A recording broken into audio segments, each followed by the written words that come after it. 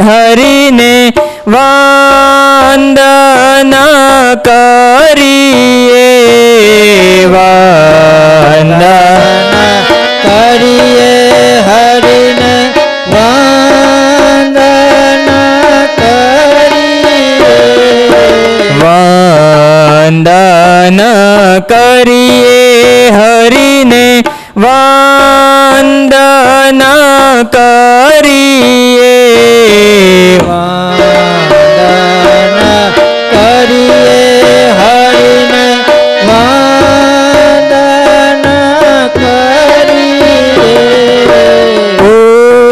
પૂજન કરીએ હરિનો પૂજન કરીએ પૂજન કરીએ હરિનો પૂજન કરીએ વંદન કરીએ ધર્મ કુંવરને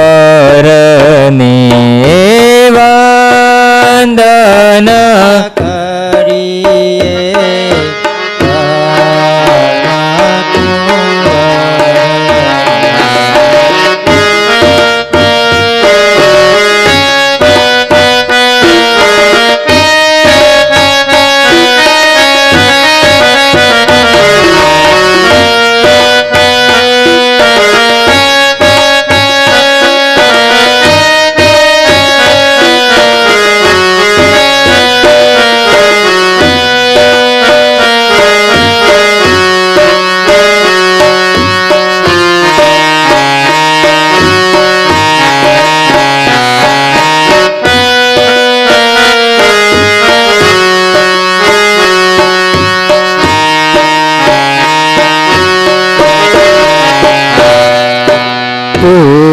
પુષ્પોથી વધાવીએ ધર્મ કુંવરને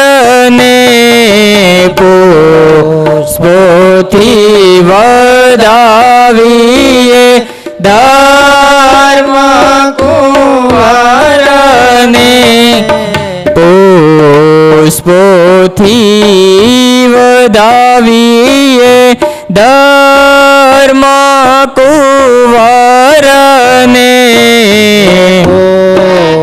પુષ્પોથી વધાવીએ ધર્મ કુંવરને પુષ્પોથી વધાવીએ ભક્તિ નંદનને પુષ્પોથી વધાવીએ ભક્તિ નંદનને વંદન કરીએ ધર્મ કુંવરને વંદન કરીએ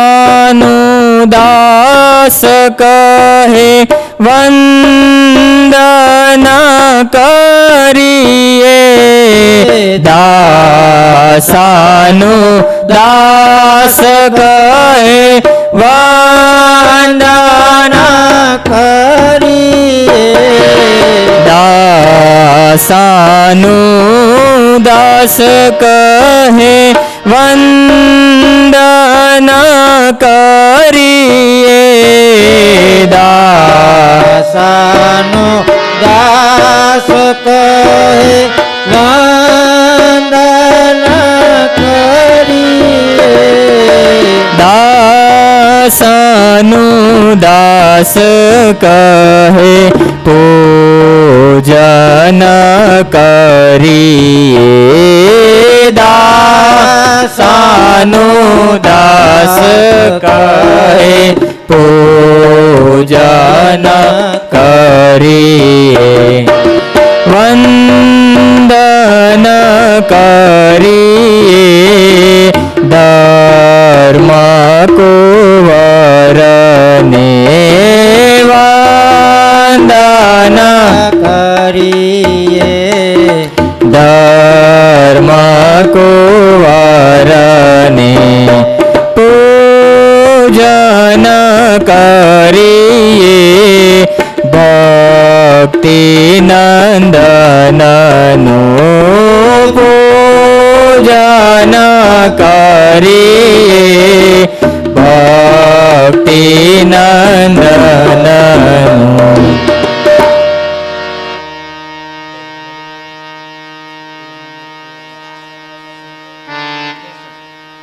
પેજ નંબર 63 કીર્તનાવલી 63.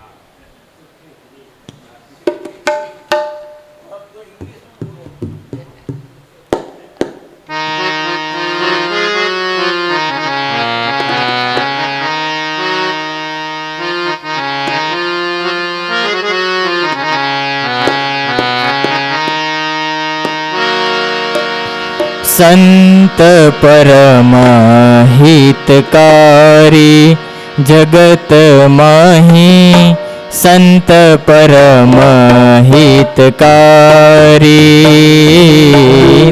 પરમ હિતકારી જગત માહી સંત પરમ હિતકારી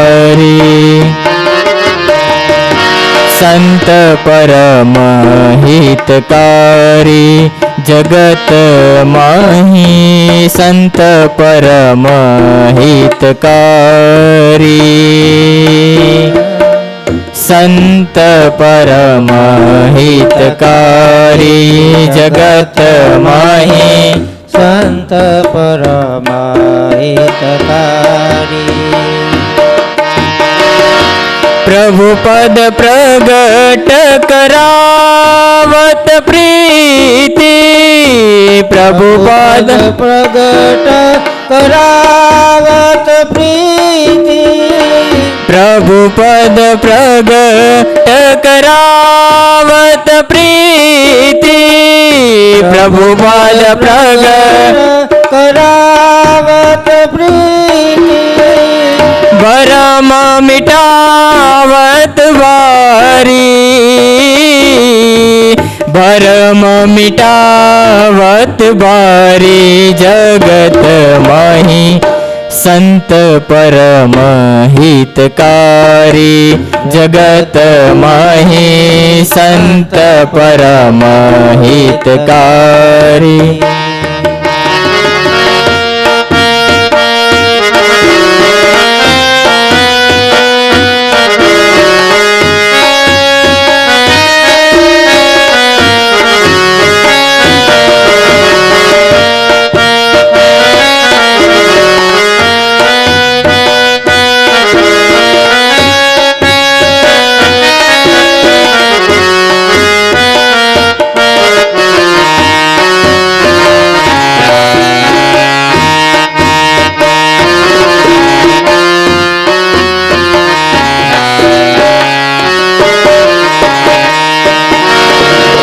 પરમ કૃપાળુ સકલ જીવન પર પરમ કૃપાળુ સકલ જીવન પરમ કૃપાળુ સકલ જીવન પર સર્વ કૃપાળુ સકળ જીવન પર હરિ સમ સબ દુઃખ હારી હરિ સમ સબ દુઃખ હારી જગત માહી સંત પરમ હિતકારી જગત માહી સંત પરમ હિતકારી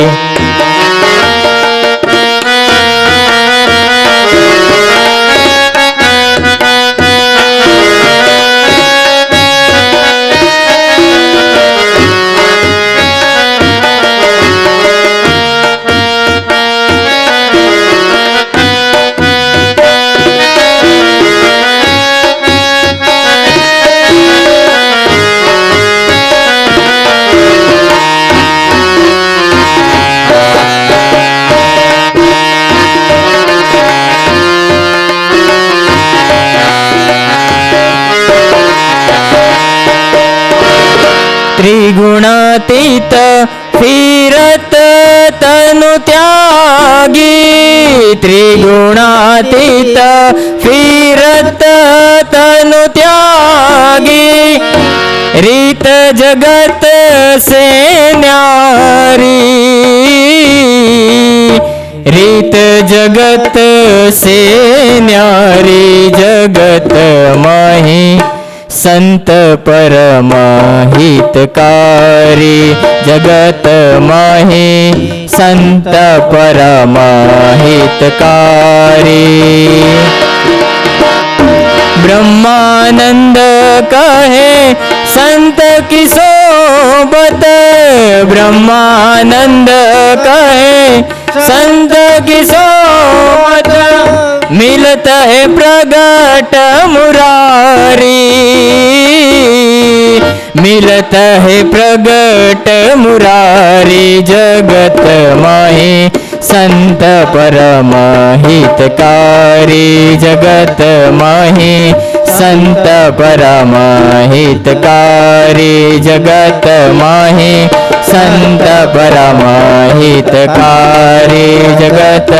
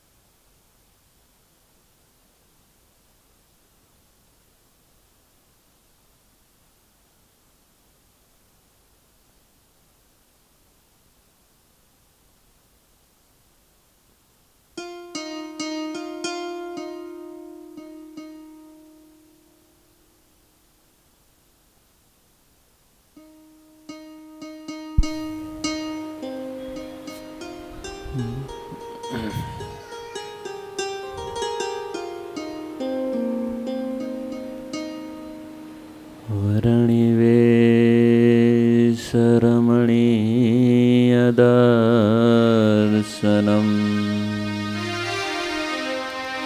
मन्दहासरुचिराननाम्बुजम्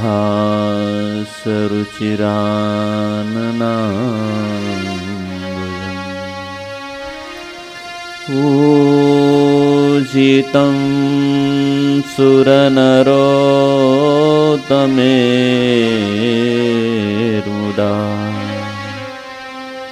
धर्मनन्दनमहं विचिन्तये, धर्मनन्दनमहं विचिन्तये.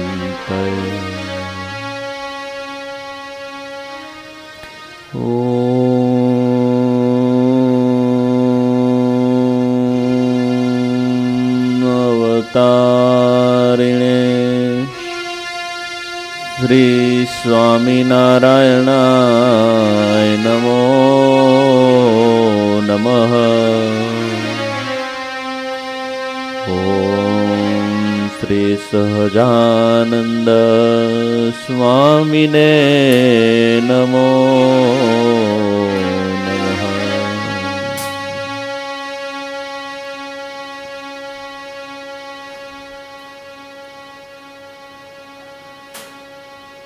આપણે આજે રવિ સભાની અંદર એકઠા થયા છીએ તો પહેલાથી માધવ સ્વામી કૃત હરિકૃષ્ણ લીલામૃત સાગર એની ઉપર કથા ચાલી રહી છે.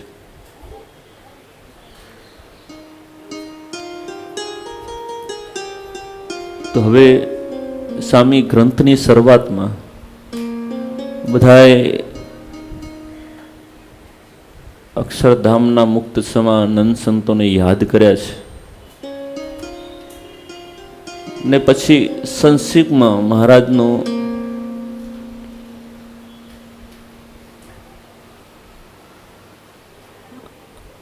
આ પૃથ્વી ઉપર આગમન થયું છપૈયાપુરને વિશે અને લીલાઓ કરી. અને સ્વામીએ એ લીલાઓનું કયા કયા શાસ્ત્રોમાં વર્ણન છે એ કહીને મહારાજનું લીલા ચરિત્ર જે જન્મસ્થાનમાં રહેલને લીલાઓ કરી એનું પૂર્ણાવતી કરી. પછી મહારાજને વનમાં પધાર્યા અને વનમાં ગયા ત્યારે એમના પછી એમના કુટુંબીજનોને આવેલી ઉદાસી અને રામપતાભાઈ ઈચ્છારામ આદિકને થયેલો શોક, ભાઈનો વિયોગ, એની પણ મહારાજ સ્વામીએ વાત કરી. અને પછી વનની અંદર પધાર્યા ત્યારે શું શું સાથે રાખ્યું હતું એની પણ સ્વામીએ સંક્ષિપ્તમાં વાત કરેલી છે. કારણ કે જે કંઈ ગ્રંથ છે એની શરૂઆત થાય ત્યારે પહેલાં ભગવાનના સ્વરૂપનું વર્ણન આવે, મંગલાચરણ રૂપ. પછી ભગવાનના એકાંતિક મુક્ત સંતોનું વર્ણન, એના આશીર્વાદ. જે કોઈ મુક્તાન નિષ્કળાનંદ સ્વામીએ ભક્ત ચિંતામણીમાં પણ બીજા પ્રકરણમાં સંતોના ગુણ ગાયા છે. અને એવા સંતોની કૃપાથી હું આ ગ્રંથ લખવા માટે ઈચ્છા કરું છું, એના આશીર્વાદ લીધા છે. તેમ સ્વામી અહીંયા પણ સંતોને યાદ કર્યા છે. પછી ભગવાનના ચરિત્રો, જન્મથી જે ચરિત્રો હતા એમને યાદ કર્યા છે અને આગળ આ ગ્રંથની શરૂઆત કરે છે. આગળ આ ગ્રંથ લખવાનું કારણ બીજું તો એ છે કે જે સ્વામીએ આગળ પણ કીધેલું છે કે જેમ નિષ્કળાનંદ સ્વામીએ જે ચરિત્રો લખ્યા છે અને ભગવાનના દિવ્ય ચરિત્રોનું વર્ણન કર્યું છે અને ઐશ્વર્યો જે સંતો દ્વારા, ભક્તો દ્વારા આપ્યા છે એનું વર્ણન કર્યું છે. બીજે તો અપાર ને અનંત છે એવા એ ગ્રંથમાં તો સીમિત લખ્યા છે. કારણ કે ગ્રંથ તો એનો સીમિત હોય, એટલે ભગવાનના ચરિત્રો તો અપાર છે. તો સ્વામી કે એમાં જેટલા સાંભળ્યા, બાકીના જે અમે જોયા હતા ને જાણ્યા હતા એ આ ગ્રંથમાં લખ્યા છે. અને બાકીની જે લીલાઓ એમાં લખી છે એથી વિશેષ બીજી કંઈ લીલાઓ હતી જે અમે જોઈતી, સાંભળી હતી, એ આમાં લખી છે. એટલા માટે માધવ સ્વામીએ આ ગ્રંથ લખવાનું મુખ્ય કારણ એ જ છે. એ જ સ્વામી પણ એ બતાવે છે કે અમે જે ચરિત્રો પ્રત્યક્ષ જોયા છે અને પ્રત્યક્ષ સાંભળ્યા છે, મહારાજને જોયેલા એ અમને કીધા છે, એ ચરિત્રનું અમે વર્ણન કરીએ છીએ. તો એ વર્ણન કરે છે એટલે એમાં જ્યાં જ્યાં ભગવાનના ચરિત્રો લખાયેલા છે આગળના ગ્રંથના, એનું તો વર્ણન ત્યાં છે, પણ હવે જે નવા છે એનું વર્ણન કરવાનું છે. એટલે આગળના ચરિત્રોને સંક્ષિપ્તમાં લીધા છે. તો સ્વામી અહીંયાથી ચોપાઈની અંદર શરૂઆત કરે છે.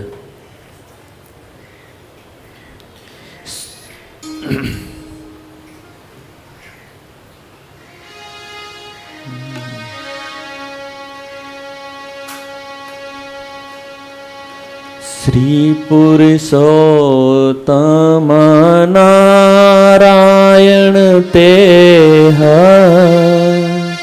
બ્રહ્મ મૌલાના પ્રતિ છે. સર્વે દેવાના દેવ સુખકારી, અક્ષરધામના છે અખંડ નિવાસી. તે પ્રભુ ધર્મ કોડામાં આવ્યા, ધર્મ ભક્તિના પુત્ર કહાવ્યા. તેના જન્મને કર્મની વાત, ધર્મ ખ્યાનમાં છે સાક્ષાત. અવધપુરી પાસે છપૈયા ગામ, પ્રગટ્યા પુરુષોત્તમ પૂરણ કામ ધર્મ ભક્તિને સુખ બહુ આપ્યા ગ્વાલ મંડળીમાં બહુ બહુ માલ્યા બાળપણમાં ખેલા સુખધામ સુખ દેવાને સુંદર શ્યામ આખી ધર્મ ખ્યાનમાં વાત છે સારી તેથી અધિક બુદ્ધિ નહીં મારી વચનામૃતના પર તારામાહી અપાર વાત લખી છે ત્યાંય સત્સંગી જીવન મોટો છે ગ્રંથ તેમાં લખનારા બહુ સમર્થ ભક્ત ચિંતામણીમાં ઘણો વિસ્તાર ચરિત્ર કેતા આવે નહીં પાર પૂર્વ દેશમાં સુખ બહુ આલી પશ્ચિમ દેશ તો નજરમાં ઘાલી માતા પિતાના કલ્યાણ કરી દિવ્ય પારામને પમાડ્યા હરી ધર્મ ભક્તિ જેમ પિતાને માતા તેણે આપ્યા બહુ સુખ સાક્ષાત સંસારમાંથી થયા છે ઉદાસ ઘર મારાયાન મેલી આસ નિજ કુટુંબી તેનો કરી ત્યાગ મનમાં પામ્યા છે અતિ વૈરાગ મનમાં પામ્યા છે અતિ વૈરાગ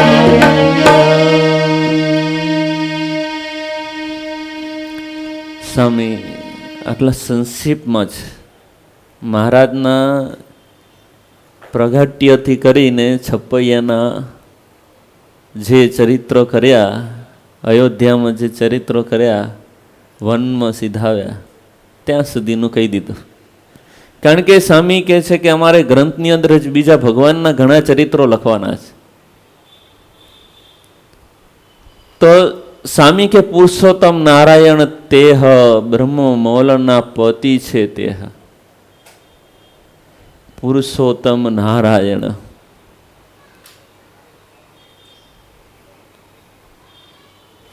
કોણ પુરુષોત્તમ નારાયણ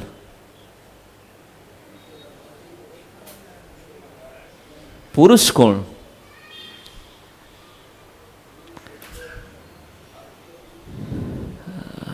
પુરુષ અક્ષરના મુક્તોને પુરુષ કીધા છે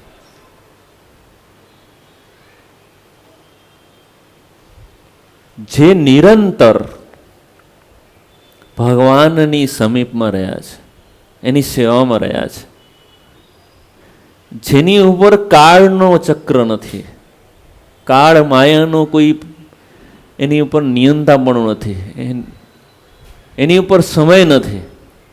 એવા જે ભગવાનના ભક્તો મુક્તો જે અક્ષરધામને વિશે રહ્યા છે નિત્ય ભગવાનની સેવામાં, જેમાં આપણે બધાને ભળવાનું છે.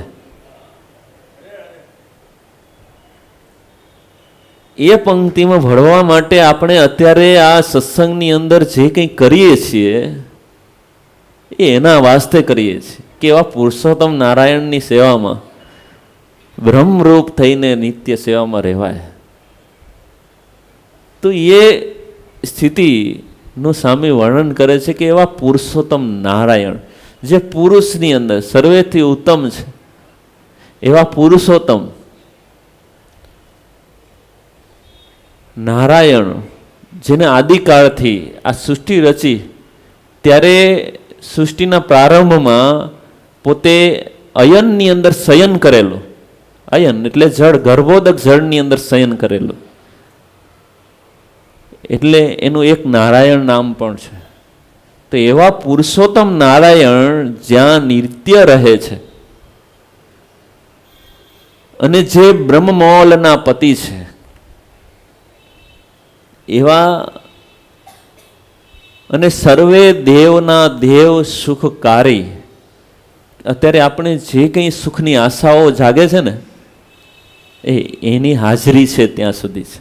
એ પુરુષોત્તમ નારાયણની એ અહીંયા સ્વામીએ ધામની અંદર બ્રહ્મમૌલના પતિ તરીકે ઉલ્લેખ કર્યો છે, પણ આગળ આપણે સ્વામીના અહીંયા ચરિત્રો સાંભળશું ત્યારે ખ્યાલ આવશે કે સ્વામી એટલા પૂરતા સીમિત મહારાજને નથી રાખ્યા બ્રહ્મમૌલ, અનંત કોટી બ્રહ્માંડના નિયંતા,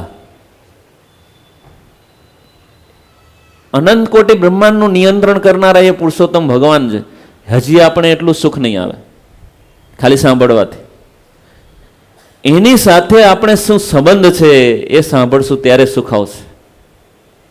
અત્યારે આપણે જેની પાછળ સુખની વ્યાખ્યા કરીએ છીએ કે આ આવી રીતે ખાવા પીવું, હરવું ફરવું, જોવું, સાંભળવું, આની અંદર જે સુખ લઈએ છીએ ને એની પાછળ છે આ પુરુષોત્તમ નારાયણ.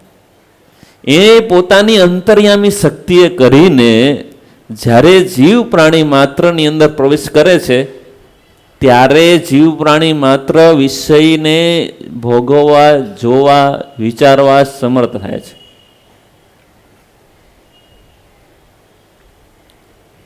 હવે વિચાર કરો કે તમારી સાથે ભગવાનનો સંબંધ છે કે નથી? છે. અનુભવ કરવાનો છે. જ્યાં સુધી આપણે બહાર વૃત્તિ શોધીએ છીએ ત્યાં સુધી અનુભવ નથી થતો. એમ જાણીએ છીએ કે આપણે જ્ઞાન છીએ, જોઈએ છીએ, બોલીએ છીએ સ્વયં કોઈની તાકાત વગર. તો વિચારો કે આપણી પ્રગતિ, આપણે અહીંયા જે છીએ કોનાથી થકી છીએ? ભગવાન થકી છીએ. કોઈ એમ કે છે કે હું સ્વયં પ્રગટ થયો, કોણ છે?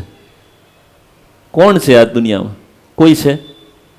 બ્રહ્માજી પોતે સ્વયં પ્રગટ નથી થયા, જેને સૃષ્ટિનું સર્જન કર્યું છે. તો કોણ છે કે આ સૃષ્ટિની અંદર ભગવાને મૂક્યા છે? તો ભગવાનને, આવા ભગવાનનો મહિમા જ્યારે સમજાશે ત્યારે આ ધર્મના ચરિત્રો સાંભળવાનો આનંદ આવશે. જ્યાં સુધી એમ લાગે કે કોઈ અક્ષરધામની અંદર બેઠેલા એક રાજા ધીરાજ છે એનું આપણે ગાન કરીએ છીએ, ત્યાં સુધી એની અંદર ઓતપ્રોત તલીન થવાતું નથી. એ ભગવાન ને મને સીધો સંબંધ છે એવો જ્યારે ભાવ પ્રગટ થશે ત્યારે એ ભગવાનના ચરિત્રોની અંદર રસબોર થવાશે. જ્યાં સુધી એ ભગવાનની વચ્ચે ને આપણી વચ્ચે આ સ્થૂળ દેહાભિમાન આડું આવીને ઊભું રહેશે ત્યાં સુધી વિષયોના સુખ પણ યથાર્થ પામી નહીં શકે. વિચાર કરો, ભગવાનનું તો ક્યાં રહ્યું? કારણ કે આપણે જાણીએ છીએ કે ધનની પાછળ દોડે, સ્ત્રી, પરિવાર, પુત્ર, આ બધા વિષયોની સન્મુખ દોડે છે, પણ સંતોષ પામે છે ક્યાંય? ક્યાંય સંતોષ નથી પમાતો. ક્યાંય સંતોષ નથી થતો કે બસ હવે પામી લીધું, સંતોષ થઈ ગયો. સંતોષદાયક જિંદગી ક્યાંય નથી, કારણ કે છે જ નહીં. સપના સમાન છે. આંખ બંધ નથી થઈ ત્યાં સૃષ્ટિનો અંત નથી થયો. આંખ બંધ થઈ જાય છે, સૃષ્ટિનો અંત થઈ જાય છે. આંખ ખુલી જાય છે, સપનું પૂરું થઈ જાય છે. એમ આ શરીરની અંદર જ્યારે આંખ, સ્થૂળ શરીરની આંખ બંધ થતા જ સપનું પૂર્ણ થઈ જશે. તો એ સપનું ઓળખવા માટે તો ભગવાનના ચરિત્રો છે, કે આ ભગવાનના ચરિત્રો સાંભળીએ તો અંતરની આંખ જાગૃત થાય છે અને સમજાય છે કે આ જગત શું છે. જગતની અંદર આપણી જે ધારણા છે ને એ ખોટી છે. ભલે જગત તો ભગવાને બનાવ્યું છે અને ભગવાન એનું નિયંત્રણ કરે છે, માટે ખોટું કેવું તો શું કહેવાય, શું થાય? ખોટું છે, જગત ખોટું છે તો શું થાય? બનાવનાર ખોટા છે, અથવા બનાવનાર છે એ ખોટું સર્જન કર્યું છે. હાલો, બનાવનારને ખોટા ન માનીએ તો બનાવનાર ખોટું સર્જન કર્યું છે. તો એ જગતના ભાગરૂપ તો આ શરીર છે. એટલે ભગવાન છે એ તો કે સર્જન ખોટું નહીં કર્યું, પણ ભગવાને આ જગત રચીને એવી માયા રચી છે, જે માયાને છોડવા માટે, છૂટાવવા માટેના મહારાજે જ રસ્તા આપ્યા છે. એ શું? તો કે પોતાની મેળે કોઈ જીવ માયા છોડી શકે એમ છે જ નહીં. ભગવાન કે ભગવાનના એકાંતિક સંત પણ ભગવાનના યોગે કરીને ત્યારે જ એકાંતિક પણ પામાય છે.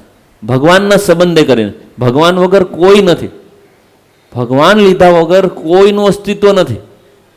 આપણે એમ માનીએ કે આ શ્રેષ્ઠ છે તો સમજવાનું કે એ શ્રેષ્ઠતા ભગવાને એને મૂકી છે, ભગવાનના સંબંધે કરીને આવી છે. આ વિચાર આવે ત્યારે તમને વ્યક્તિનું પ્રાધાન્ય પણ એટલું ન થાય કે જેટલું ભગવાનનું છે. અને એ ભગવાનને સદાય મારી સાથે એને સંબંધ છે.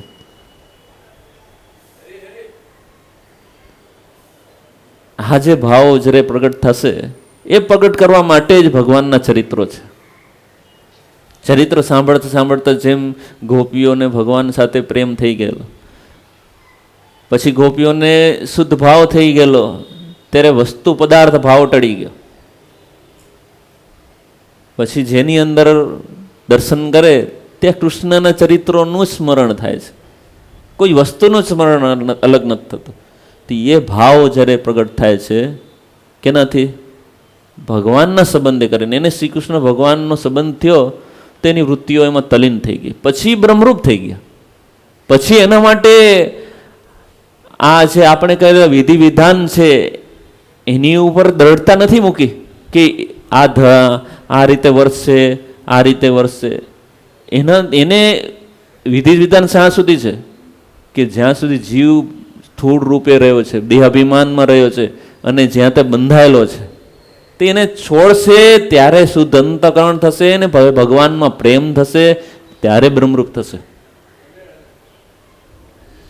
એટલે સ્વામી ચરિત્રો કયા છે, પણ હજી ભગવાનના આગળ બીજા વિસ્તારથી ચરિત્રો કરવા છે. એટલે સ્વામી અહીંયા સંક્ષિપ્તમાં જ ભગવાનના સ્વરૂપના ચરિત્રોનું વર્ણન કરી લીધું કે તે ધર્મકુળ જે અક્ષરધામના અધિપતિ છે પુરુષોત્તમ નારાયણ, એ જ પોતે પ્રભુ ધર્મકુળમાં આવ્યા છે અને એ જ ધર્મ ભક્તિના પુત્ર કહેવાયા છે. અને તેમના જન્મ કર્મની વાત એટલે જે પ્રગટ થઈને જે જન્મ ધારણ કર્યો અને જે કર્મ યાની કે ચરિત્રો કર્યા એની જે વાત છે તે આગળ ધર્માખ્યાનમાં વર્ણન કરી છે. સ્વામી અહીંયા શું કહે છે કે ભગવાનના ચરિત્રો ક્યાં ક્યાં સંતોએ ગ્રંથોમાં લખ્યા છે, એમાં વિસ્તારથી લખ્યા છે, મહિમાથી લખ્યા છે. એ નંદ સંતોએ મુક્તાનંદ સ્વામી ધર્માખ્યાન લખ્યું છે.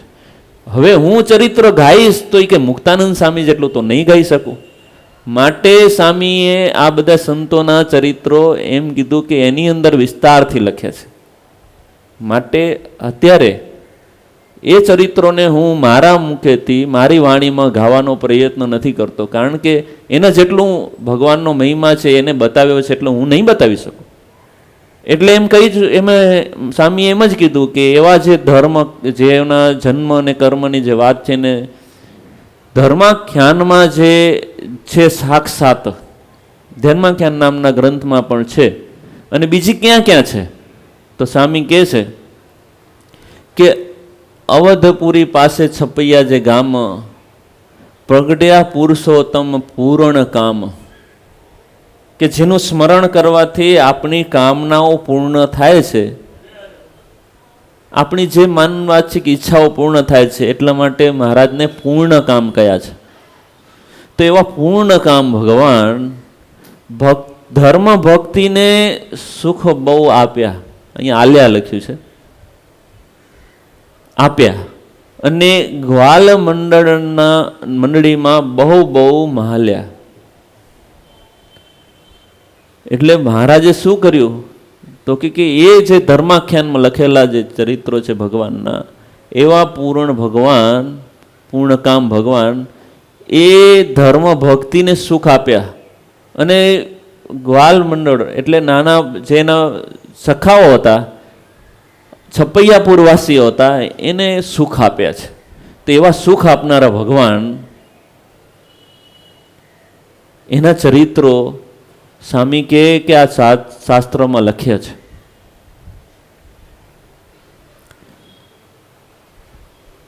બાળપણમાં ખેલ સુખ ધામ, સહુ દેવાને તે સુખ શ્યામ, સુખ દેવાને તે સુખ સુંદર શ્યામ, ધર્માખ્યાનમાં વાત છે સારી, તેથી અધિક બુદ્ધિ નહીં મારી. સ્વામી કીધું ને કે ધર્માખ્યાનમાં એની બધી વાત લખી છે, એનાથી અધિક બુદ્ધિ મારી નથી.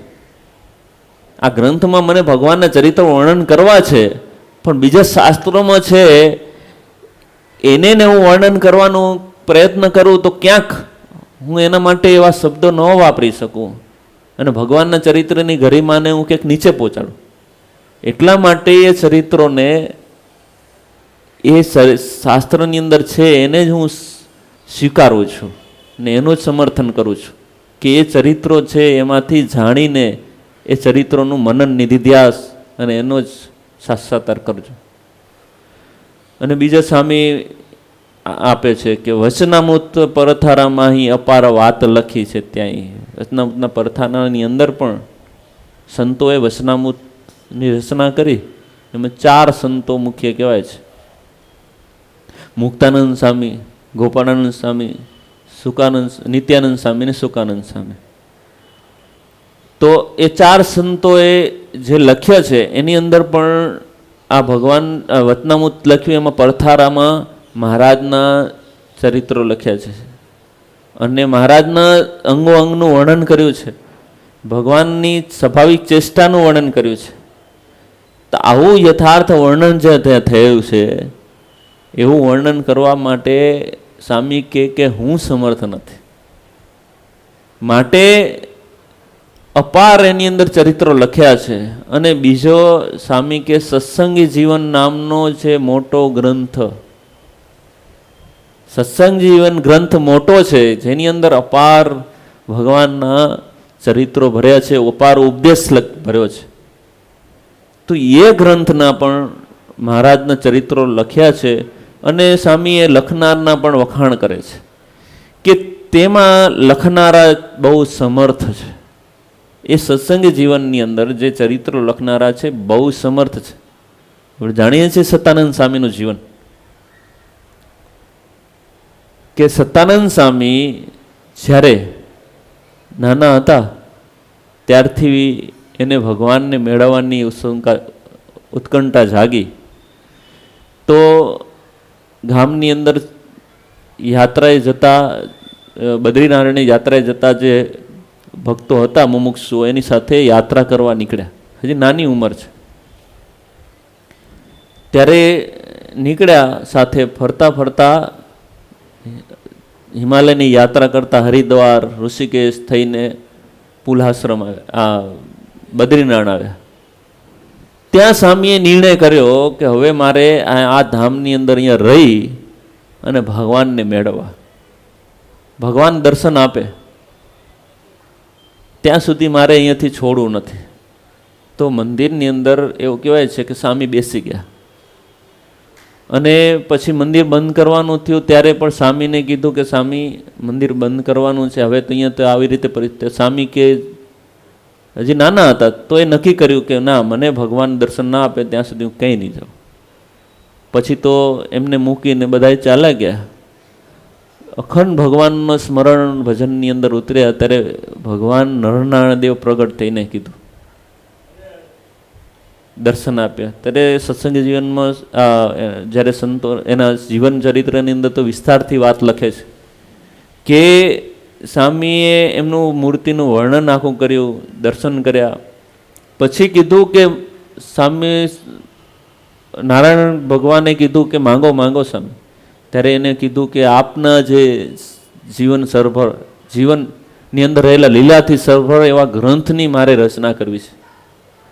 ત્યારે સ્વામીને નારાયણ ભગવાને કીધું કે અમારા ચરિત્રો ગાવા હોય તો અત્યારે પ્રગટ અમે ભરતખંડને વિશે વિચરણ કરીએ છીએ, ગુર્જર ધરામાં જાઓ અને ત્યાં અમારા સ્વરૂપનું દર્શન થશે અને ત્યાં જઈને અમે આજ્ઞા કરશું ને ત્યાં તમે રહીને ચરિત્ર લખજો. પછી મહારાજના ભગવાનના દર્શન કરી અને સદાનંદ સ્વામી ત્યાંથી ચાલતા થયા, ફરતા ફરતા ગુજરાત ધરામાં આવ્યા ને ત્યાં મહારાજને મળ્યા અને મહારાજે એમને દીક્ષા આપી અને ત્યાં ભેગા રાખ્યા. અને સમય જતાં મહારાજે આજ્ઞા કરી અને એમને પોતાના ચરિત્રો ગાવાની ચરિત્રો જે હતા એમના મહારાજે દિવ્ય દર્શન પણ કરાવ્યા. કારણ કે ભગવાનના ચરિત્રો એમને તો ભેગા રહ્યા નહોતા, એટલે જે ચરિત્રોના સ્મરણ મહારાજને એમાં સત્સંગી જીવનો લખાવા હતા એનું બધું સ્મરણ દિવ્ય રીતે ભગવાને એમને કરાવ્યું અને એ ચરિત્રોની અંદર એ ચરિત્રોને પોતે પ્રેમથી લખ્યા ને એવો દિવ્ય ગ્રંથ બનાવ્યો કે જે મહારાજે દિવ્ય ગ્રંથ સાંભળી, એ ગ્રંથના ચરિત્રો અને લીલાઓ અને ઉપદેશો સાંભળીને ધર્મશાસ્ત્ર, આ અમારું ધર્મશાસ્ત્ર છે એવું મહારાજે ઉલ્લેખ કરીને પોતે અને વચનામૃતની અંદર પણ કીધું છે કે પોતાના સંપ્રદાયની પુષ્ટિ કેને શેને કરીને થાય છે? હા, પોતાના ઈષ્ટદેવના ચરિત્રો અને ઉપદેશ એનાથી સભર એવો ગ્રંથ છે, તેનાથી પોતાના સંપ્રદાયની પુષ્ટિ થાય છે. એટલા માટે મહારાજે આ સત્સંગ જીવન નામનો ગ્રંથ કરાવ્યો અને એની અંદર ગ્રંથના ઈષ્ટદેવ એવા ભગવાન શ્રી સ્વામિનારાયણ અને એને આપેલો જે ઉપદેશ એ રીતે પોતે મહારાજની આજ્ઞાથી લખ્યો હતો અને ગ્રંથ તૈયાર થયો. ત્યારે મહારાજ પોતે એ ગ્રંથને મસ્તક ઉપર ધારણ કરી અને એની પોથી યાત્રા કાઢેલી. તો આવો જે દિવ્ય ગ્રંથ, એનું જે ચરિત્રો જેમાં લખાયેલા છે, સ્વામી કે એવા ચરિત્રોનું હું કેમ પછી વર્ણન કરું? એ ચરિત્રોને હું વર્ણન હવે કેમ કરી શકું? એને તો પૂર્ણ ભગવાનના મહિમાથી સભર એવા ચરિત્રોનું ગાન કરેલું છે. તો એવા જે ભગવાનના ચરિત્રો એ સ્વામી કે હું લખવાનો પ્રયત્ન કર્યો ત્યારે મને આ ગ્રંથો બધા યાદ આવ્યા અને આ ગ્રંથના લખનારા યાદ આવ્યા. ઓહો, જેને ભગવાનની સાથે એકતા છે એવા નંદ સંતોએ જેના ચરિત્રો ગાયા હોય તો હું તો એનો દાસ છું, એના દાસનો દાસ છું. તો એની ઉપર હું શું હવે ટીકા ટિપ્પણી કરું? બસ એ જ મારા માટે સર્વોપરી છે. તો એવી રીતે ભગવાનના ચરિત્રોને પોતે વિસ્તારથી વર્ણન કરવાને બદલે પોતે આગળ થયેલા શાસ્ત્રોનું પ્રમાણ આપી અને ચરિત્રોને પૂર્ણાહુતિ આપે છે. ને પછી આગળ સંક્ષિપ્તમાં બીજા ચરિત્રો કહે છે કે સ્વામીએ ભક્ત ચિંતામણીનો ઉલ્લેખ પણ કર્યો છે કે ભક્ત ચિંતામણીમાં નિષ્કળાનંદ સ્વામીએ પણ આ ચરિત્રોનું ગાન કર્યું છે, વર્ણન કર્યું છે ને એને પણ ચરિત્ર કહેતા આવે નહીં પાર કે ઘણા બધા ચરિત્રો કર્યા છે. પૂર્વ દેશમાં પછી સ્વામી પછી ચરિત્રો કરે છે.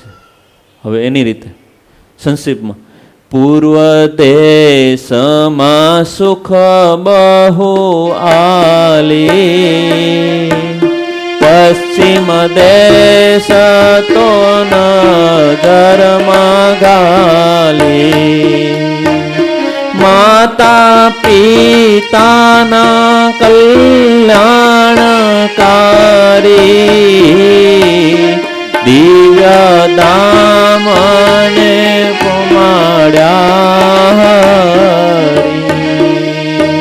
ધર્મ ભક્તિ જે પિતાને માતા, તેણે આપ્યા બહુ સુખ સાક્ષાત.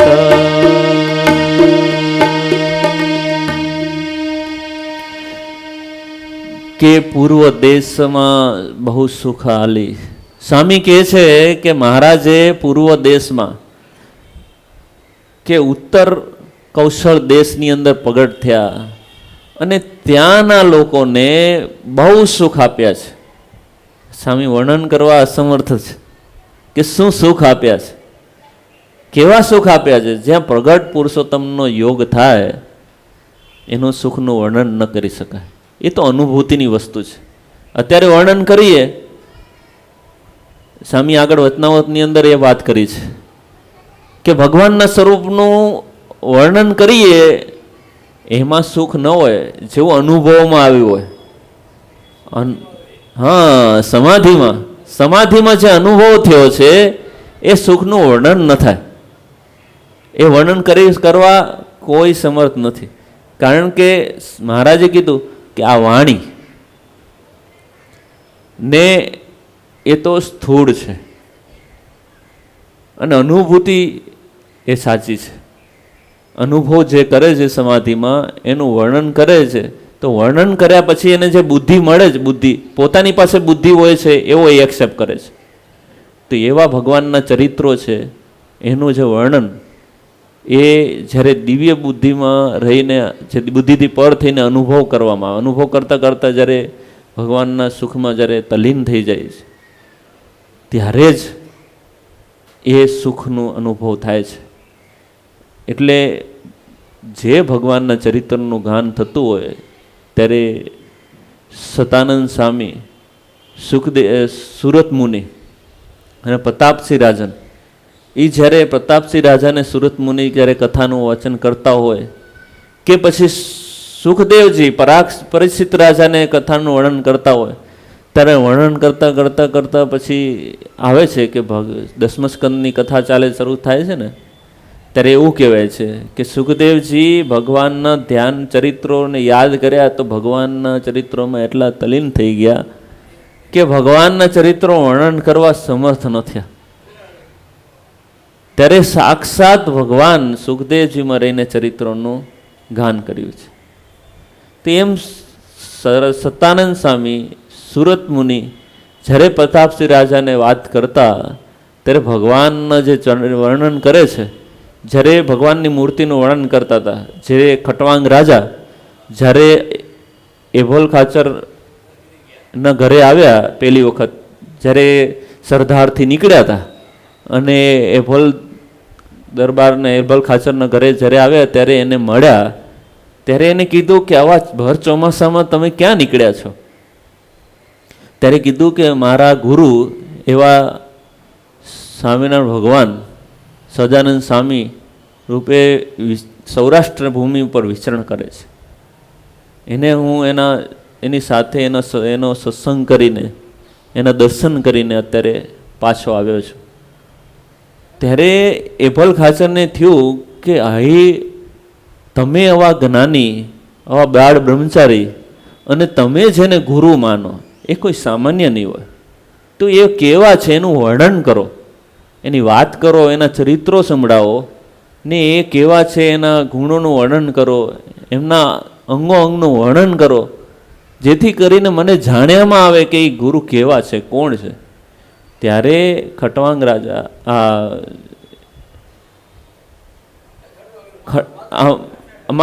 માચા ખાચર એ ખટવાંગ રાજાએ જ્યારે એની આગળ વર્ણન કર્યું કે ત્યારે એ વર્ણનનું જ્યારે કરે છે ત્યારે સુરત મુનિ પણ ભાવ સમાધિમાં આવી જાય છે, જેથી કરીને સુરત મુનિને પણ ભગવાનનું વર્ણન કરતાં કરતાં ભાવ સમાધિ થઈ જાય છે. અને એવી જ ભાવ સમાધિ ગઢપુર વાસીઓને થઈ જાય છે. કેમ? તો કે જ્યારે ભગવાનના ચરિત્રોનું વર્ણન થતું હોય ત્યારે ભગવાનને ધારીને જ્યારે બોલતા હોય ત્યારે ભગવાન રૂપ થઈ જાય છે અને સાંભળનારાના અંતરમાં બેઠેલા ભગવાન એની સાથે એકતા કરી દે છે. ઇન્દ્રિયો અંતકરણને જ્યારે જે આ સ્થૂળ ભાવ છે એ ટળી જાય છે, પોતે બ્રહ્મની સાથે એકાત્મ ભાવ થઈ જાય છે. એવી જ્યારે બ્રહ્મ સાથે એકાત્મ ભાવ કરીને જ્યારે ભગવાનના ચરિત્રો સાંભળવામાં આવે ત્યારે આ લોકની આ દેહની કોઈ ચિંતા રહેતી નથી, બ્રહ્મરૂપ થઈ જાય છે. અને એની અંદર જે ભગવાનના ચરિત્રોનો જે આનંદ છે એ અનેરો છે. એ ભગવાનના ચરિત્રોની અંદર જે આ સ્વામી અહીંયા વર્ણન કરે છે કે એવા ભગવાનના દિવ્ય ચરિત્રોનું વર્ણન સંતોએ શાસ્ત્રોમાં સત્સંગ જીવન આદિક શાસ્ત્રોની અંદર કર્યું છે. અને એ શાસ્ત્રોની અંદર જે ચરિત્રો સાંભળીએ છીએ ત્યારે પણ જે ભગવાનના ચરિત્રોનું વર્ણન જ્યારે વખતા પોતે ભગવાનની સ્મૃતિથી ભગવાનને ધારીને જ્યારે વાત કરે છે ત્યારે એની વાત છે એ સામેવાળાના હૃદયની અંદર પ્રવેશ કરે છે.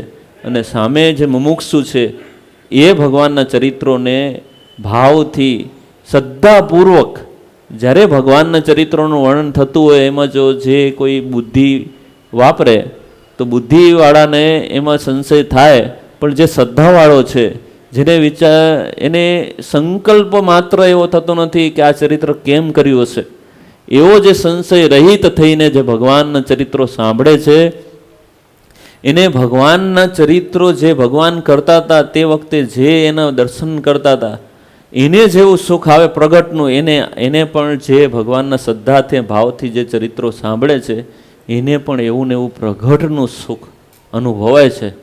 જેમ કે જો સંશય કરે કે ભગવાને થઈને આવો ચરિત્ર કરે છે, જેમ પાછું સુખદેવજીની વાત આવે છે કે પરીક્ષિત રાજાએ જ્યારે સંશય કર્યો કે ભગવાન ધર્મનું સ્થાપન કરવા માટે પ્રગટ થયા હતા તો આવું ચરિત્ર કેમ કર્યું, તો સુખદેવજી કીધું કે હજી તે દેહ બુદ્ધિ રાખીને ભગવાનની કથા સાંભળી છે, હજી દેહથી પર થઈને ભગવાનની કથા નથી સાંભળતો, એટલા માટે હજી તને જન્મ મરણનું કારણ શરીર છે એ ટળશે નહીં. માટે તું આ બધો ભાવ છોડ કે ભગવાન શું કરે છે, શેના માટે કરે છે, એ બધું વિચારવાનું છોડીને ભગવાનના ચરિત્રોમાં સંશય રહિત થઈને દિવ્ય ચરિત્રોનું ગાન સાંભળ અને બસ એમાં ઓતપ્રોત થઈ જા. ત્યારે જ સંશય રહિત થા તો જ તારા જીવનું કલ્યાણ થશે. તો એવી રીતે સ્વામીએ અહીંયા પણ મહારાજના જે ચરિત્રો છે એ સંક્ષિપ્તમાં વર્ણન કરી અને પોતાના માતા પિતાને મહારાજે દિવ્ય ગતિ આપી અને દિવ્ય ગતિ આપીને પછી મહારાજ આ સંસારમાંથી ઉદાસ થઈને ઘર મેલીને જે પશ્ચિમ દેશની તરફ જે દ્રષ્ટિમાં પોતે પૂરે લીધો હતો, આપણે જાણ્યું છે કે છપૈયાની અંદર બધા દર્શન કરવા માટે ગયા હશે ઘણા, ત્યારે જોયું હશે મોક્ષ પીપળો એ ભગવાનનું એ ચરિત્રનો સાક્ષી પૂરે છે કે ઘનશ્યામ મહારાજ જ્યારે નાના હતા ત્યારે એ મોક્ષ પીપળા ઉપર ચડીને એને પશ્ચિમ દેશની સન્મુખ જોયું અને કીધું, જોઈને દ્રષ્ટિ કરી અને જોયું કે મારા કઈ બાજુ મુમુક્ષુઓ છે. ત્યારે એને જોયું કે પશ્ચિમ દેશની અંદર મારી પ્રતીક્ષા મારા મુમુક્ષુઓ કરી રહ્યા છે. અને જે બદ્રિક આશ્રમને વિશે જેને શાપ થયો હતો એવા ઋષિ મુનિઓ જે સત્સંગની અંદર અવતાર ધારણ કર્યા છે એ ક્યાંય વનની અંદર વિચરણ કરી રહ્યા છે ને એને મારે શોધવા છે ને એને મળવું છે ને એને મારા સ્વરૂપનું જ્ઞાન કરાવીને પાછા મારા ધામની અંદર મોકલવા છે. તો એ વનની અંદર પણ પોતે ફરવાનો સંકલ્પ કરી લીધેલો અને પશ્ચિમ દેશમાં જઈને જાણે કે ગુજરાતમાં આવીને પોતે આપણા જેવા મુમુક્ષુ જીવની ઉપર દ્રષ્ટિ કરીને આપણું કલ્યાણ કરવા માટે આજે જોઈએ છીએ કે ભગવાનની દ્રષ્ટિ ગુજરાત ઉપર પડી હતી, તો વિશેષ કરીને મહારાજની દ્રષ્ટિથી આપણે અહીંયા આ સંપ્રદાયની વિસ્તાર થયો છે, એવો બીજે ઓછો થયો છે, થઈ રહ્યો છે. ભગવાનની ઈચ્છા હશે જેટલી હશે. મુક્તાનંદ સ્વામીને મહારાજે કીધું કે મહારાજે ભગવાન ત્યાં મહારાજે કીધું કે નરનાળ દેવની ઈચ્છા હશે અને આ ભરતખંડમાં એક પણ સત્સંગી ન રહે તો પણ રાજી રહેવું, અને આખું બ્રહ્માંડ સત્સંગી થઈ જાય તો એ રાજી રહેવું, પણ ભગવાનની ક્રિયામાં ક્યારે સંશય ન કરવો. એટલે ભગવાનને આપણે જો સમજ્યા છે કે ભગવાનનું કર્યું થાય છે, તો એમાં ક્યારેય પણ અંતરમાં મૂંઝારો થવો ન જોઈએ. ત્યારે ભગવાનનું ખરું મહાત્મ્ય આપણે જાણ્યા છે. અને જો એમાં ભગવાનના સ્વરૂપમાં સેજે સંશય થયો તો હા જન્મમાં તો કલ્યાણ કરવું અઘરું પડી જશે. એટલે મહારાજ આપણે આપણી ઉપર કૃપા દ્રષ્ટિ કરીને આપણે અહીંયા ગુજરાતમાં જન્મ આપ્યો છે. અને સત્સંગમાં પણ ઘણા ચરિત્રો પ્રસિદ્ધ છે કે મહારાજ એક વખત પક્ષીઓને દાણા નાખતા હતા, ત્યારે કીધું કે કોઈ હરિભક્ત આવીને પૂછ્યું કે મહારાજ આ પક્ષીઓને તમે દાણા નાખો છો. કચ્છના લાધીબાન માતાજીની કે લાધીબાની વાત આવે છે કે, અને બીજી જગ્યાએ પણ એક વાત આવે છે. ત્યારે મહારાજે એ જ કીધું કે આ જે દાણા પક્ષીઓ ખાશે એ સત્સંગમાં જન્મ લેશે. તો મહારાજના ચરિત્રો અને નિષ્કુળાનંદ સ્વામીએ પુરુષોત્તમ પ્રકાશમાં પણ એ વાત લખી કે મહારાજે આવીને આ લોકોનો એટલા આપણે આ ન્યાલ કર્યા છે કે પૂર્વે નહોતી દીઠી નહોતી સાંભળી રે એવી પ્રગટાવી પુનીત, કે પૂર્વમાં ભગવાને જે લીલાઓ કરી હતી એથી અત્યારે કંઈ વિશેષ કરી છે. ભગવાન અત્યારે પ્રગટ થઈને અતિ વિશેષ લીલાઓ કરી છે અને વિશેષ કલ્યાણનો માર્ગ ખુલ્લો કર્યો છે. મહારાજે જાણ્યું, સત્સંગમાં આવ્યા પછી જાણ્યું કે સદાવતો ચલાવ્યા. સ્વામીએ પુરુષોત્તમ પ્રકાશમાં એક પ્રકરણ લીધું છે કે આવી રીતે સદાવતો ચલાવીને કેટલાય જીવોનો કલ્યાણ કર્યા. અને પછી એમ લાગ્યું કે હવે સદાવત કરતા પહેલા તો સમાધિ પ્રકરણ ચલાવ્યું. સમાધિ પ્રકરણની અંદર જીવોને મોક્ષ કરવાનો દરવાજો ખોલ્યો.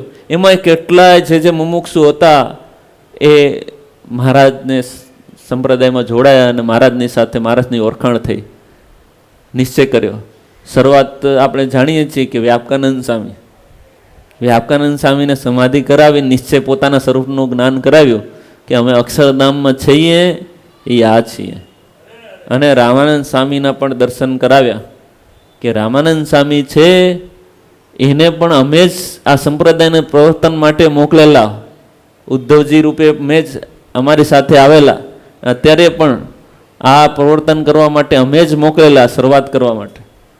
ને અમે એ જ છીએ કે જે અક્ષરધામમાં રહ્યા છીએ. વચનામૃતમાં પ્રમાણ આપ્યું છે કે જે અક્ષરધામમાં જે મૂર્તિ રહી છે તે જ ને મધ્ય એ જ અમે છીએ. હા, અને એટલા પૂરતું પ્રમાણ નહીં, એ કીધું કે એ તેજની મૂર્તિ છે એ જ રામકૃષ્ણાદિ કે રૂપે પ્રગટ થાય છે અને એ મૂર્તિ છે એ અમે છીએ, એ પણ કે છે. હા, એટલે મહારાજના ચરિત્રો છે એ સીમિત નથી, એ કે એક અવતાર પૂરતા સીમિત નથી, અપાર ને અપાર છે. અનંત વખત ભગવાન આ સૃષ્ટિનું સર્જન કર્યું ત્યારથી બ્રહ્માજીને કીધેલું કે તમે સૃષ્ટિનું સર્જન કરો. એને વેદનું જ્ઞાન આપ્યું, ભગવાને આપ્યું. વેદનું જ્ઞાન બ્રહ્માજીને આપ્યું. બ્રહ્માજીએ એ જ્ઞાનથી પૂર્વે જે સૃષ્ટિ ચાલી આવતી હતી એનું એને જ્ઞાન થયું હૃદયમાં, અને એ સંકલ્પ માત્રથી આ સૃષ્ટિ રચવા માંડી. અને એનાથી શાસ્ત્ર પ્રમાણ પૂરે છે, ભાગવદાદી, કે એ સૃષ્ટિથી આગળ વધતી આપણે આ સ્થિતિમાં છીએ. તો ભગવાને એ સૃષ્ટિના આરંભ કાળથી જ ભગવાને બ્રહ્માજીને કીધેલું કે તમે સૃષ્ટિની રચના કરો અને ત્યાં વિઘ્ન આવશે, અમને યાદ કરજો, તમે પ્રગટ થઈને તમારા વિઘ્નને દૂર કરશો. એટલે તો કીધું છે ભગવાને ગીતામાં કે જ્યારે જ્યારે ધર્મનો ગ્લાનિ થાય છે અને અધર્મનો વિસ્તાર પામે છે, ત્યારે અધર્મને નાશ કરવા માટે, અધર્મને દબાવવા માટે, ધર્મનો વિકાસ કરવા માટે, અને ધર્મનો નાશ કોઈને નથી કરી નાખતા. એ વસ્તુ છે કે આપણે એમ થાય કે ભગવાન કેમ અધર્મને નાશ નથી કરી નાખતા, કે અસુરોનો નાશ નથી કરી શકતા? કરી શકે ન કરી શકે? કરી શકે તો કેમ નથી કરતા?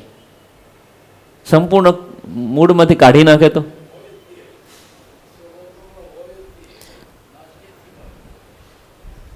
પણ ભગવાનની તાકાત નથી, છે ને, છતાંય ભગવાન ચલાવે છે. કેમ? તો કે ભગવાને આ જગત રચ્યું છે, ભગવાનને જગત રચીને એ રીતે જ ભગવાન ચલાવે છે. અને એના અંદરથી એ પરિસ્થિતિ એવી રચી છે કે આપમેળે જ જગત આગળ ચાલ્યા કરે ને એમાંથી જીવો જ્ઞાન થાય. આસુરી દેવી શક્તિનો જે ટકરાવ થાય છે એની અંદર કંઈ નુકસાન નથી જતું, એમાંથી જીવો બહાર નીકળે છે અને જ્ઞાન થાય છે, બ્રહ્મરૂપ થાય છે. આપણે ઉપાધિ શા માટે, ઉપાધિથી દૂર થઈને ભગવાનને શરણે શા માટે આવ્યા? હા, ઉપાધિ થઈ ત્યારે. ઉપાધિ કેનાથી થઈ? અધર્મથી.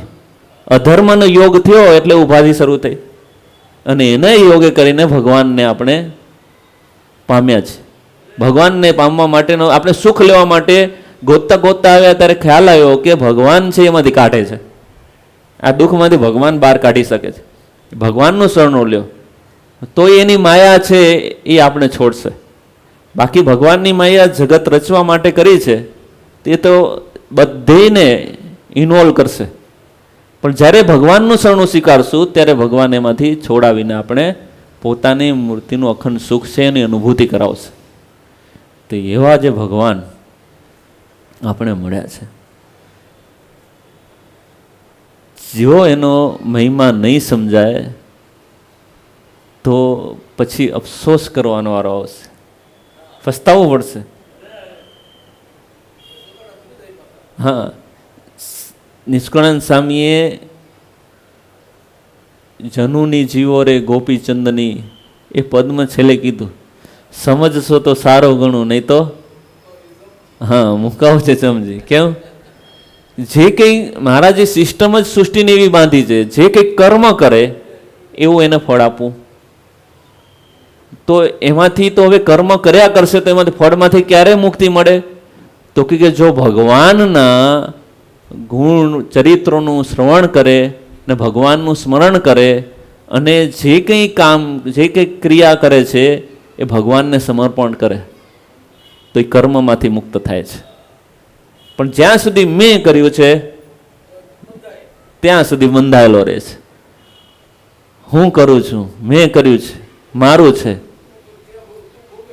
તો મહારાજ કે તું ભોગવ, તે કર્યું છે તો તું ભોગવ ને તું એ કર્મમાંથી નીકળ. હવે પણ ક્યારે નીકળાતું નથી. એક કર્મ કરવામાં બીજા કર્મ થાય છે, બીજું કર્મ ભોગવામાં ત્રીજું કર્મ થાય છે.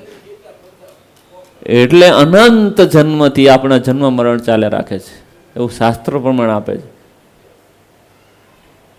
તો એમાંથી બહાર નીકળવું છે, હવે ભગવાનનું સુખ લેવું છે, તો હવે બસ એક જ આ સત્સંગનો આશરો કરીશ અને ભગવાનને ઓળખી લેવાના છે.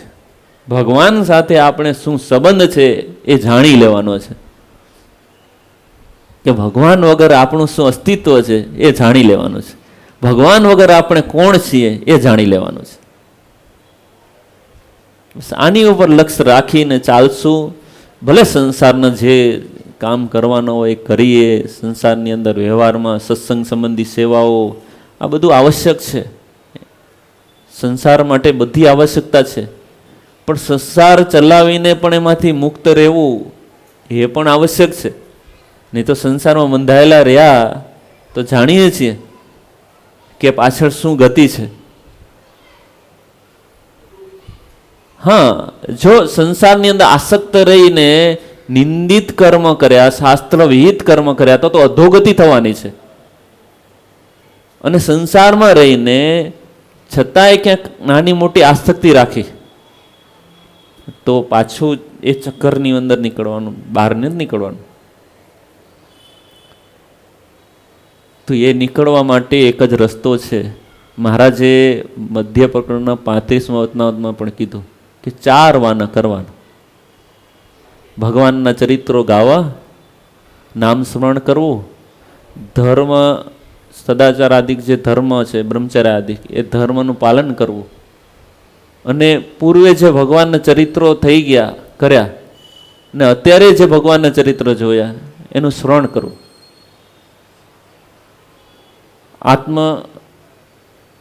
ભગવાનની ઉપાસના કરવી. 4 વાના, 4 વાના જીવના કલ્યાણ અર્થે છે.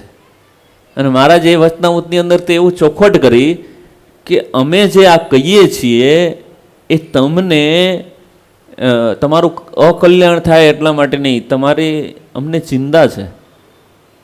અમે જો કહીને એવું કરીએ કે મહારાજે એવું કીધું કે કોઈ એવું કરે કે કોઈ કૂવામાં નાખીને ઉપર મોટી પથ્થરની શિલા ઢાંકી દે, એ વાત મહારાજે 35મા વતનાવતમાં આને ઉપર જ કરી કે 4 વાનાને મહારાજે મુખ્ય કર્યા છે.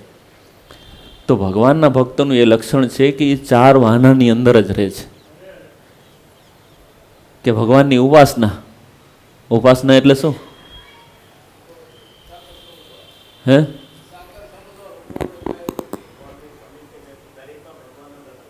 હા, ભગવાન જીવ પ્રાણી માત્ર કે ભગવાન પોતાને જે સ્વરૂપ મળ્યું છે એ સ્વરૂપને દરેકના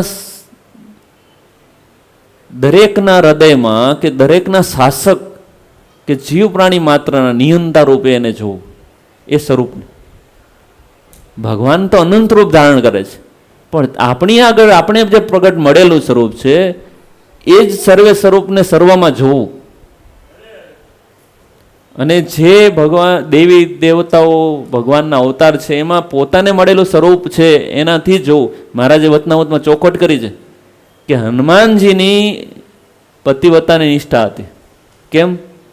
તો કે ભગવાન રામચંદ્રજીને એને પ્રગટ સ્વરૂપ મળ્યું ત્યારથી એને પકડ્યા, પછી ભગવાનના ઘણા અવતાર થયા છે, એની સેવા કરી છે. પણ કેમ? તો કે આ મારા પ્રગટ રામ પ્રભુ આવ્યા છે એ જાણીને, પોતાના રામ જાણીને સેવા કરી છે. એમ ઉપાસક છે એ એક સ્વરૂપને પકડે છે. અનંત સ્વરૂપમાં જશે તો એની સ્થિતિ નહીં થાય. એક સ્વરૂપને પકડે છે અને એ સ્વરૂપને બધે જુએ છે, બધી એને જુએ છે. તો પછી બીજા સ્વરૂપની નિંદા કરશે, ટીકા કરશે, એને ન્યૂન દેખાડશે? ક્યારે નહીં. એ પોતાના ઈષ્ટદેવને જાણશે કે એના મારા ઈષ્ટદેવ જ આમાં રહીને આ કાર્ય કરે છે. એટલે એ ભાગવતની અંદર શ્રી કૃષ્ણ ભગવાનના ચરિત્રો સાંભળો છો ત્યારે એટલો તન્મય થઈને સાંભળતો, ત્યારે એને એમ થાય કે આ ભગવાન મારા ભગવાન નથી ને બીજા ભગવાન. એને એમાં બધેમાં પોતાને જે ઈષ્ટ સ્વરૂપ મળ્યું છે એ સ્વરૂપને જુએ છે. એ સર્વોપરી છે. એને ક્યારે પણ પછી જેને શ્રી કૃષ્ણ ભગવાનની ઉપાસના એના સ્વરૂપની દૃઢતા થઈ છે તો એ સ્વરૂપને બધે જુએ છે. મહારાજ કે હું ભાગલા નથી પડ્યા, મેં આ તો તમે તમારા ગુરુ પરંપરાઓને મહત્વ આપવા માટે, તમારું માન આપવા માટે મારું મોટું ને તારું નાનું આ ભાગ પડ્યા છે. એમાં તો દેહાભિમાન દઢ થશે. ક્યારે નહીં. ભગવાનના સ્વરૂપ તો અનંત છે, અપાર છે. એને આપણી બુદ્ધિમાં સીમિત રાખીને માનીએ કે 200 વર્ષ ત્યાં એટલા ભગવાન હતા, આગળ નહોતા ને પછી નહોતા, ન હોય તો એવો સીમિત બનાવ્યા છે. તો સ્વામી કીધું નહોતા આવ્યા, નહોતા એટલે ભગવાન એવું પ્રગટાવી નથી પુનીત, એ શબ્દ એવો વાપર્યો છે. પૂર્વે નહોતા આવ્યા એમ નથી, પણ આ કાર્ય નહોતું કર્યું એટલા માટે મહારાજ ત્યાં એવો શબ્દ વપરાયો છે. બાકી ભગવાન પૂર્વે હતા, અત્યારે છે, હજી પણ એનો અંત જ નથી. આપણી માનસિકતાનો અંત છે, આપણી માન્યતાનો અંત છે. આપણે માની રાખ્યું છે આમ છે, તેમ છે, આ છે, એનો અંત છે. એ અંત થઈ જશે એટલે જેવા છે એ ભગવાન જણાઈ આવશે. અને જેવા ભગવાન જણાણા અક્ષરધામની અનુભૂતિ આ લોકમાં જ થશે. એટલે આપણે જે વિચારી રાખીએ છીએ કે ભગવાન એટલા સીમિત છે નહીં, ભગવાન અપાર છે. ભગવાનનો મહિમા કોઈ દી પામી શકાતો નથી. એવા ભગવાનના જેમ જેમ નજીક થઈએ છીએ તેમ આપપણું ભૂલાતું જાય છે. આપમાં વ્યાપ સંતોએ ગાયું છે કીર્તનો. હા હા, ભગવાનની નજીક જઈએ છીએ ત્યારે હું પણ ભૂલાતું જાય છે.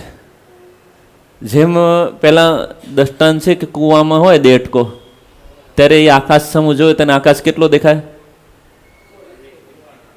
હા હા, કૂવાનું ઉપર જેટલું હોય ત્યારે કૂદીને કૂવાના ઉપર આવે, બહાર આવે તો કિનારેથી જોવે તો એને આકાશ કેટલો દેખાય? વિશાળ. પછી એને દેડકો હાલો દેડકામાંથી પક્ષી બન્યો ને આકાશમાં ઉડવા માંડ્યો, તો એની આ દશા કેવી હોય? એને પછી એમ થાય ને કે હું આકાશને જોતો નથી, આકાશમાં જ છું. સમજાઈ ગયું? જેમ જેમ પોતે ભગવાનની નજીક જતો જાય છે ને મહારાજે સારંગપુરના વતનાઉદમાં પણ મહારાજ વાત કરી કે ચંદ્રમાનું દ્રષ્ટાંત આપ્યું કે પોતે આંબલીની દાળ ઝાલીને ઊભા રહ્યા અને પછી પૂર્ણમાસીના ચંદ્રમાની વાત કરી કે અત્યારે એક થાળી જેટલું દેખાય છે, પણ જેમ જેમ ઢુકડો જાય તેમ તેમ એનું મંડળ વિસ્તાર ને વિસ્તાર પામતું જાય ને જેમ નજીક જાય એમ પછી દ્રષ્ટિમાં ના આવે. એમ મહારાજના સ્વરૂપનું વર્ણન, ભગવાનનું રૂપ જ એવું, ભગવાનનું રૂપ ગુણ જેમાંથી ભગવાનના ચરિત્રોથી ભગવાનમાં પ્રવેશ કરવાનો છે. ભગવાનના સ્વરૂપમાં આપણે ભગવાનની અંદર રહેવાનું છે. ભગવાન એટલા વિશાળ છે એટલે એની શક્તિ એટલી વિશાળ છે. ભગવાન મૂર્તિમાન છે, વ્યાપક પૂરે એની અંતર્યામી શક્તિ છે. એ સર્વેને રહી છે, એ મારામાં રહી છે. એના યોગે કરીને ભગવાનને મને મારે સીધો સંબંધ છે ને એ જ મૂર્તિમાન સ્વરૂપ છે. એના સિવાય પછી તો શું થાય છે? લખ્યું છે, સંતો પોતાની સ્થિતિમાં લખ્યું છે કે એ મૂર્તિ સિવાય પછી પોતાનું અનુસંધાન નથી રહેતું. મધ્ય પ્રકરણના વતનાઉતમાં પણ મહારાજે લખ્યું છે કે જેવું અત્યારે ભગવાનનું સ્વરૂપ સમજ્યું છે એવું ભગવાનના ભક્ત છે દેહ છોડ્યા પછી ભગવાન એવા સ્વરૂપ એને આપે છે. ગુણ રૂપ ઐશ્વર્ય વિચાર કરો, એ નથી ઈચ્છતો તોય એને બળાત્કારે આપે છે. અને ત્યારે એ ભક્ત જુએ છે કે ભગવાનને જેવો હું જાણતો હતો એવો મને બનાવ્યો ભગવાન તો એનાથી અનંત અપાર છે, અનંત અપાર છે. પક્ષી કરતાં ગરુડની ગતિ મોટી છે, તો આકાશનો મહિમા છે એ પક્ષી કરતાં, નાના પક્ષી કરતાં ગરુડ વિશેષ જાણે છે. એમ જેમ જેમ પોતે સ્થિતિવાળો થતો જાય એમ ભગવાનનો મહિમા વિશેષ ને વિશેષ જાણતો થાય છે. તો ભગવાન સુધી પહોંચવું હોય તો શું કરવું પડશે? એવા ભગવાનને પકડવાના છે, ભગવાન સુધી જવું છે તો શું કરવાનું છે આપણે? બસ ભગવાનનો મહિમા સમજીને એના ચરિત્રોનું ગાન કરવું અને એ ભગવાનની સંપૂર્ણ સત્તાને જોવી. બસ ભગવાનને કરતા હરતા સમજવાનો પ્રયત્ન કરો, પ્રેક્ટિકલમાં લાવવાનો પ્રયત્ન કરો કે આપણે ભગવાન આ કરે છે. કંઈ પણ બનાવ બન્યો હોય તો તમે ભગવાન ઉપર મૂકો તો ભગવાન તમને એમ નહીં કે ભાઈ તે મને નીચો દેખાડ્યો, તે મને સમર્થ માન્યો છે કે તું બધે મને જુએ છે, તો મારાથી અધિક કોઈને નથી જાણતો. કોઈ બનાવ બન્યો ને એમ કે આને કર્યો છે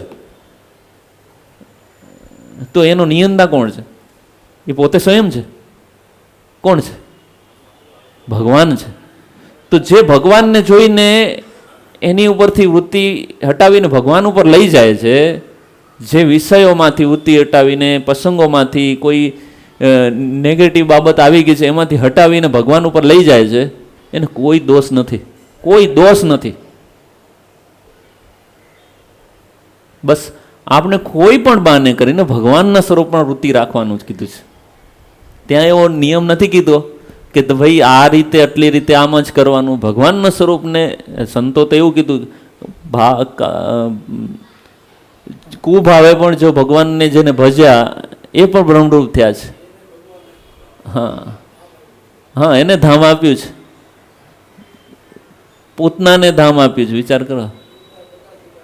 હા, જેને જેને ભગવાનનો સંબંધ થયો એને ભગવાને ધામ આપ્યું છે. હા,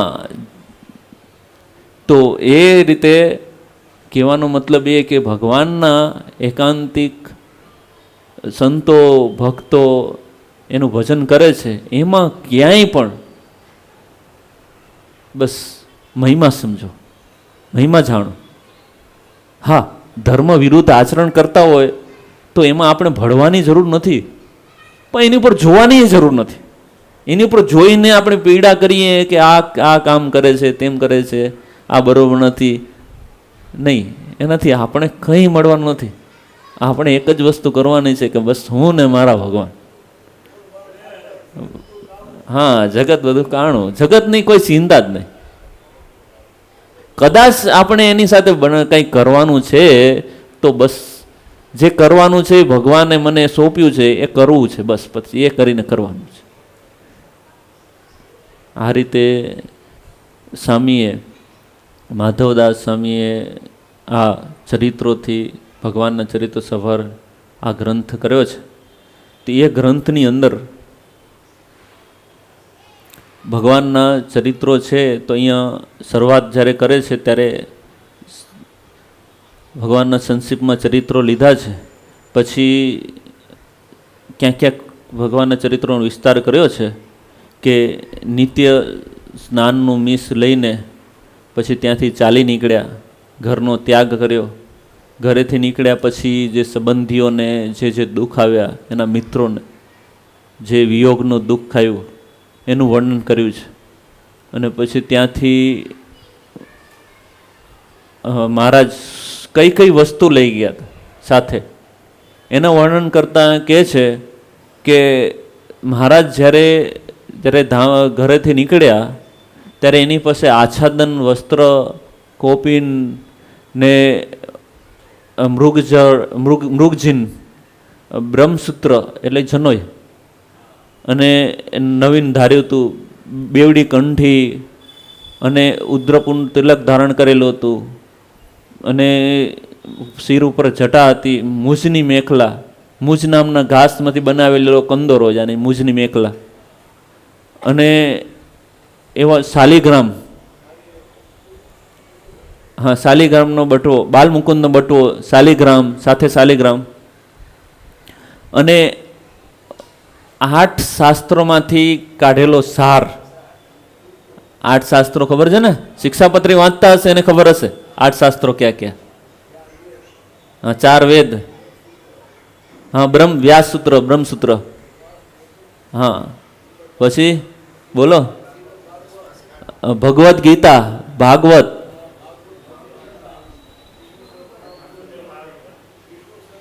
વિષ્ણુ સહસ્ત્ર નામ, વિદુર નીતિ,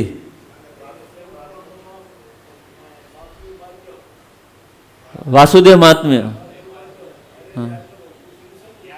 યાજ્ઞવલ્ક્ય ઋષિની સ્મૃતિ. બસ 8 શસ્ત્રાસ્ત્રમાંથી ભગવાને, ઘનશ્યામ મહારાજે પોતાની 8 વર્ષની ઉંમરે જ્યારે ભણવાનું, વેદ ભણવાનું ચાલુ કર્યું. એના પહેલાં અક્ષર જ્ઞાન તો લઈ લીધેલું અને વેદ ભણવાનું ચાલુ કર્યું.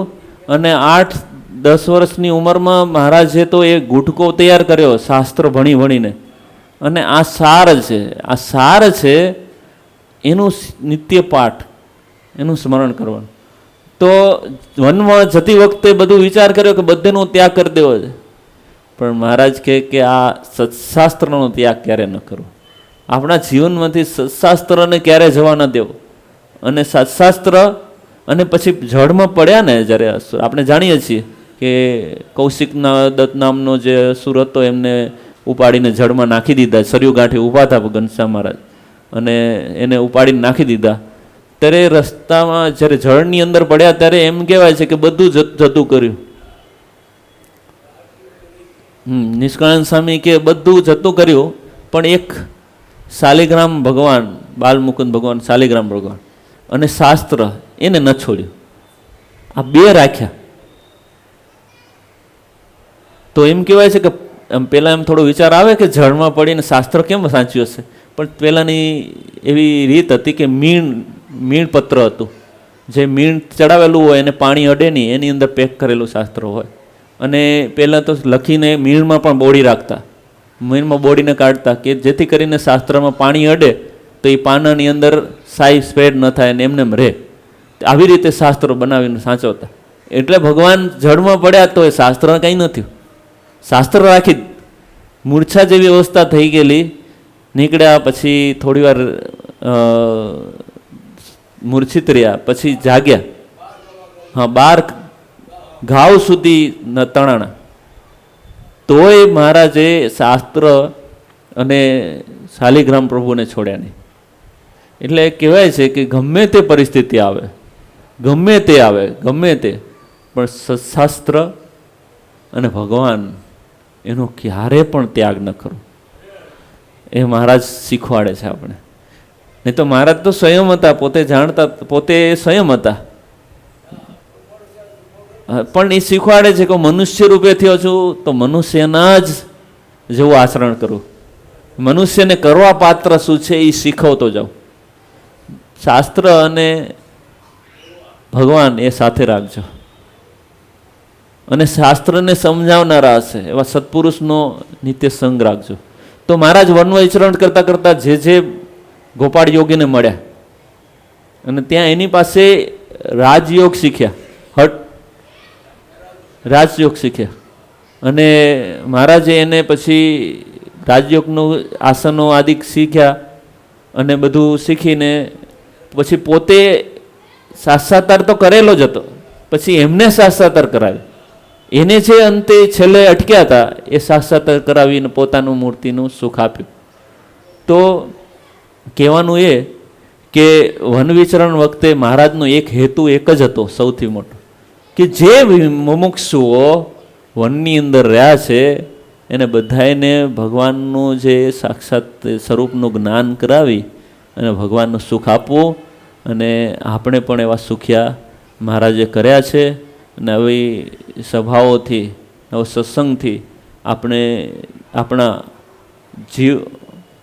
આપણા જીવને બળિયો કરવો અને આપણા જીવમાં બળ આવે, અને સત્સંગથી આપણે ભગવાનમાં જોડાઈએ એવો ઉપાય કરવો. ને આ શાસ્ત્રનો સંગ અને હવે સત્પુરુષની વાતો એની અંદર આપણે જો જોડાયેલા રહેશું તો નિત્ય આ લોકમાં અને પરલોકમાં મહાસુખ્યા થશું ને ભગવાનની મૂર્તિનું સુખ મળશે. સજન સ્વયં મહારાજની જય. શ્રીપતિમ શ્રીધરમ સર્વદેવીશ્વરમ દેવમ ભજે માધવ